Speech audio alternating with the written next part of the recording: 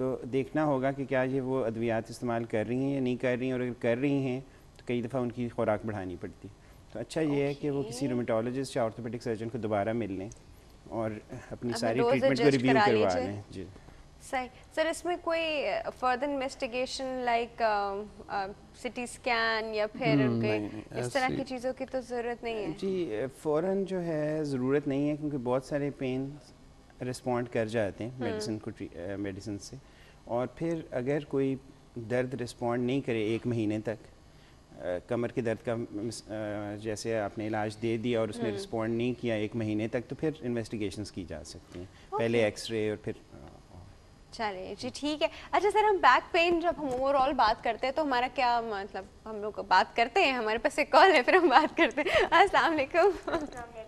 हाँ जी, good healthy morning. कौन बात कर रहा है? मैं मुल्तान से रक्षंदा बात कर रही हूँ। जी रक्षंदा, कैसी हैं आप? बस ठीक ठाक, आप सुनाएं? ठीक है, बिल्कुल ठीक आज ठाक। आपको प्रोग्राम मैंने सर्च किया तो मुझे अपने ही बारे में प्रोग्राम मिला तो मैं बड़ी खुश हुई। Very nice. बड़ा ही मतलब आप बैक पेन की पेशेंट हैं? हाँ, नहीं, बैक पेन नहीं मैम, मैंने सर्जन ऑर्थोपेडिक सर्जन के हवाले से बात करनी है, के हवाले से ना। ठीक है जी, कोई मसला नहीं। पहले आप बताइए, आप एनर्जी ड्रिंक्स पीती नहीं हैं? मैम, मैंने तो वो सॉफ्ट ड्रिंक तक मैं नहीं पीती।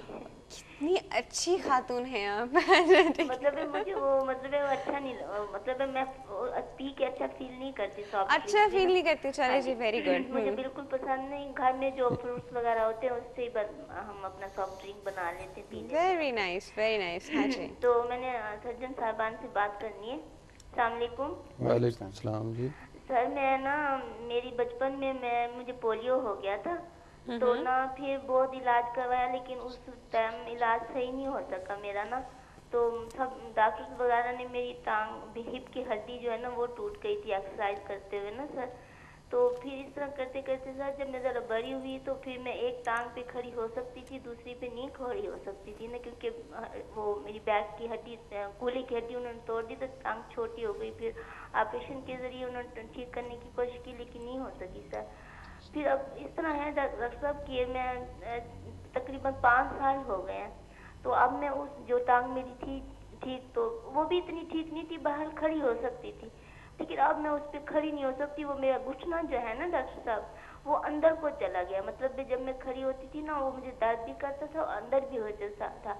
मुल्तान में ऑर्थोपेडिक सर्जन मशहूर थे, उनको दिखाया, लेकिन उन्होंने मुझे कोई सेटिस्फाइड जवाब नहीं दिया। उन्होंने कहा है कि अगर हम आपका ऑपरेशन करेंगे भी सही ना घुटने का, तो टांग सीधी हो जाएगी, लेकिन वो मुड़ेगी नहीं। मतलब है आप जैसे हम बैठ सकते हैं तो वो नहीं हो सकेगा। उन्होंने मुझे बड़ा डिसहार्ट किया, मैं बड़ी रोई। मतलब एक लड़की खड़ी होने वाली इस तरह से हो जाए तो मैं बहुत डिसहार्ट हुई। आपकी एज क्या है?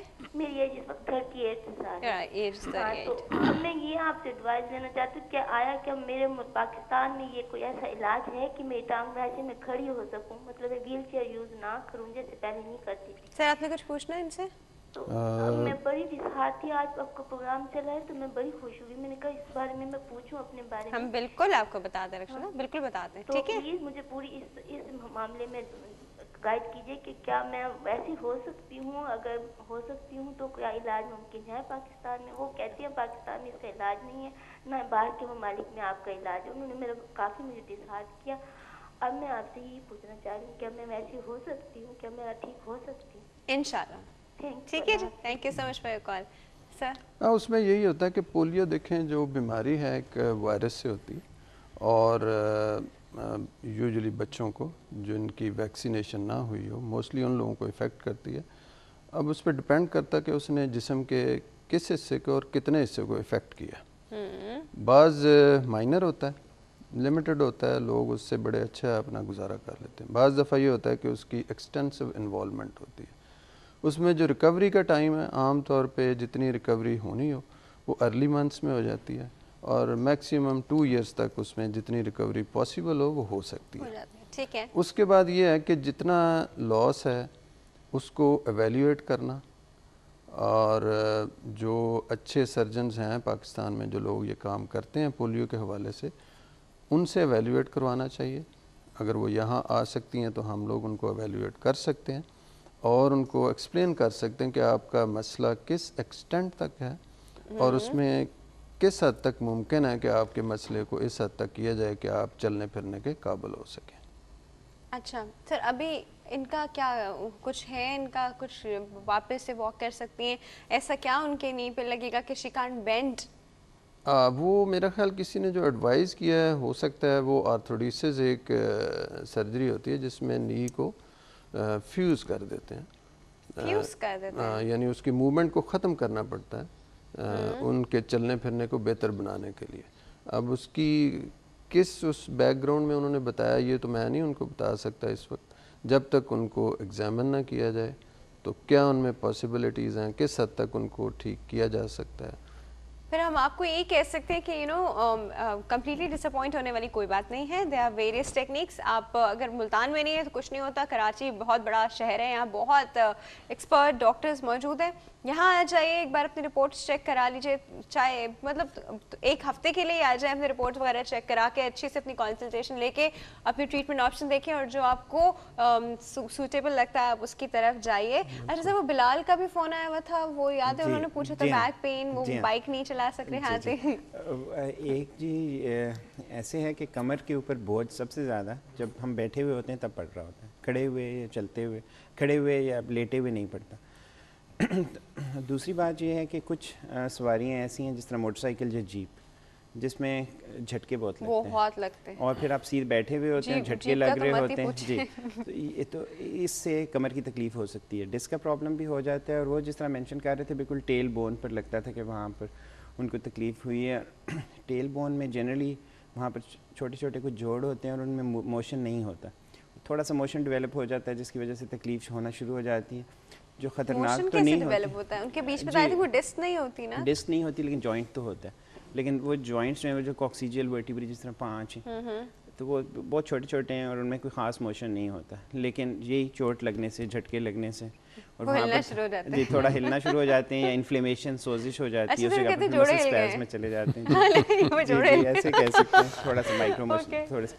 तो उसके लिए बेसिकली तो इनको अवॉइड करनी चाहिए ऐसी सवारी कुछ अरसे के लिए, जैसे बस में बैठ के आ जाया करें, किसी के साथ गाड़ी में आ जाया करें।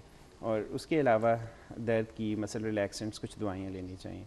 और अगर आम बैठते हुए भी इनको दर्द हो तो एक रिंग कुशन आपने सुना होगा, तो वो रिंग कुशन यूज़ कर सकते हैं बिल्कुल। लेकिन मेरा ख्याल है कि इंशाल्लाह अगर इस सवारी को कुछ अरसे के लिए वो नहीं यूज़ करें तो बेहतर हो जाएंगे। अच्छा, इस सवारी के मोड को आप कुछ अरसे के लिए अवॉइड कीजिए, कोई और डिफरेंट मोड अपना लीजिए।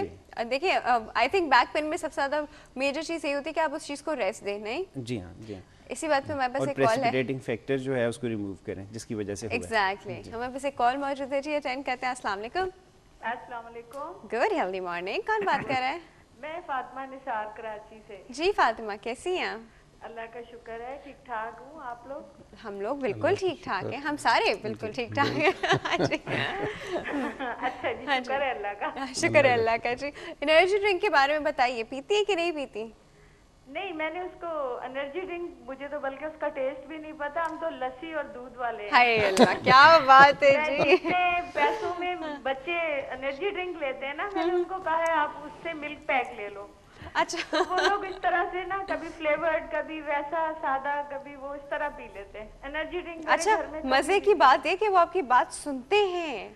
हाँ, उनको समझाया गया है कि बड़े टॉल हो जाओगे, इससे रहोगे। और माशाल्लाह से हाइट भी अच्छी है मेरे बच्चों की, ठीक ठाक है।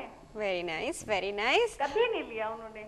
समझदार माँ जी। समझदार माँ। अच्छा जी, समझदार माँ, आप क्या पूछना चाहेंगी? अच्छा डॉक्टर साहब, अस्सलाम वालेकुम। वालेकुम अस्सलाम। मुझे इस तरह है कि बहुत ही अर्ली मॉर्निंग जैसे बच्चों के लिए उठना होता है और सारा वक्त 10-11 बज जाते हैं जी किचन से, फिर काम करते करते तो कमर में अचानक से ऐसा लगता है कोई चीज चुभ रही है, थोड़ी देर के लिए बैठ जाऊं या लेट जाऊं तो थोड़ा सा कुछ हुआ, उसके बाद थोड़ी देर में वापस शुरू हो गया। हाँ, है ना? फिर वापस शुरू हो गया। और एक मेरा जो लेफ्ट साइड वाला जो घुटना है ये भी नमाज में नहीं मुड़ता, तो उसके लिए तो मेरा इलाज हो भी रहा है लेकिन बिल्कुल ठीक नहीं हो रहा है।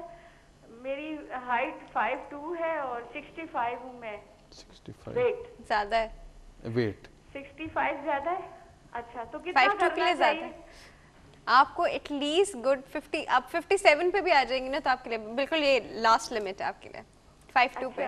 चले, मुझे सही गाइड करें डॉक्टर साहब, मुझे बताएं बैक पेन के लिए मुझे क्या करना है? ठीक है जी, अभी बता रहे। Thank you so much for your call. Sir जी, उसमें यही होता है कि जो सर ये चुभने वाली चीज़ तो ज़रूर बताइएगा। ये तो अब on and off I think हर खातून के साथ होती है। थोड़ी देर किचन में खड़ी हो, मतलब काम कर रही हूँ घर का काम, उसके बाद ऐसा लगता है ये लोअर बैक पे ना कुछ चूटियाँ चल रही हैं या सुइयाँ चुभाई हैं किसी ने, क्या हो रहा है आई डोंट नो। देखें, जो हमारा कौमी करैक्टर है ना, वो ये है कि हम चाहते हैं कि हम कोई चीज़ खा लें और हमारे मसले हल हो जाएं। इसी तरह एनर्जी ड्रिंक को लोग लेते हैं, यदि एनर्जी ड्रिंक पी लिया तो एनर्जी आ जाएगी। ये कॉन्सेप्ट हमें चेंज करना होगा, हेल्दियर मोड ऑफ लाइफ की तरफ जाना होगा। मोस्टली ख़वातीन जो हैं घर का काम काज करना, चीज़ों को लुक आफ्टर करना, अपने आप को एक्चुअली वो इग्नोर भी कर रही होती हैं, क्योंकि आपने जितना 12-14 घंटे घर में काम करना है उसके लिए you need your personal physical fitness, और कम से कम आधा पौना घंटा अपने आप को देना बहुत ज़रूरी है। किसी भी एक्सरसाइज की शक्ल में सिंपलेस्ट इज़ कि आप आधा पौना घंटा वॉक करें, तो दैट इम्प्रूव्स योर फिटनेस। जब आपकी फिटनेस अच्छी होगी, आपकी जो बैक है basically that's very important structure in our body, अगर वो स्ट्रॉन्ग होगी तो आपके लिए काम काज करना, दिन के सारे चीज़ों को लुक आफ्टर करना बहुत ईजी होगा। नंबर 2 ये है कि आप जो पोस्चर की मैंने बात की थी, पोस्चरल प्रिकॉशन ज़रूर लें, पर्टिकुलरली काम करते हुए, चीज़ों को लिफ्ट करते हुए, खड़े होते हुए। किचन में जैसे ख़वातीन का ज़्यादातर टाइम गुजरता है, खड़े होने में बैक पे काफ़ी ज़्यादा स्ट्रेस आता है, तो जो लोग एक्सरसाइज के यूज़ टू ना हो उनके लिए जो बैक पेन को डेवलप करना बड़ा इजी होता है, वो बड़े इजीली उसका शिकार हो जाते हैं, and then they switch to medicines. और सर ये जो चुभने वाली चीज़ है ना, यहाँ शोल्डर्स तक आती है, we can feel it here. जब तक हम सीधे ना लेट जाएं थोड़ी देर के लिए और ये चुभन और ये शोल्डर की थकन या जो भी है वो चला ना जाए, फिर आप खड़े होते, हिम्मत करते, वापस काम करना शुरू करते और थोड़ी देर में फिर से हो जाता है। देखें, मसल्स की जो एक एक्सटेंट है किसी हद तक काम करने की, if you are sitting for hours and hours तो दे गेट टायर्ड। हाँ, तो उसका सारा जोर आपके जो बैकबोन के जॉइंट्स हैं उन चीज़ों पे जाता है। अच्छा, तो इसका हल यही है कि भाई थोड़ा सा अपने फिजिकल फिटनेस की तरफ ध्यान दीजिए, इम्प्रूव करें और पोस्चर का ख्याल रखें। मसल डेफिनेटली वीक है, बैक के मसल वीक है जी, बैक की एक्सरसाइजेज होती हैं वो कीजिए। और इसी बात पे हमारे पास एक पैकेज भी है बैक पेन पे, है ना सर? वो चल के देखते हैं जी, बैक पेन पे पैकेज देखिए और अभी वापस आइए। रीढ़ की हड्डी कई ऐसी हड्डियों से मिलकर बनती है जिसे वर्टेब्राए कहते हैं।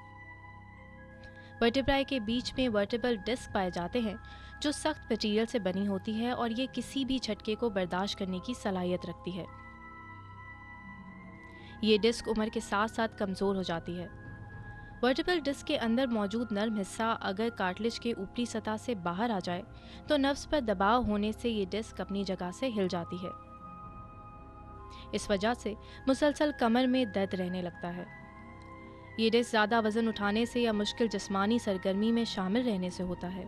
तशवीशनाक हालत में सर्जरी की ज़रूरत पड़ती है जिसे लेमिनेक्टमी कहते हैं। लेमिनेक्टमी में हड्डी का एक छोटा हिस्सा हटाया जाता है ताकि नर्व को ज़्यादा से ज़्यादा जगह मिल सके।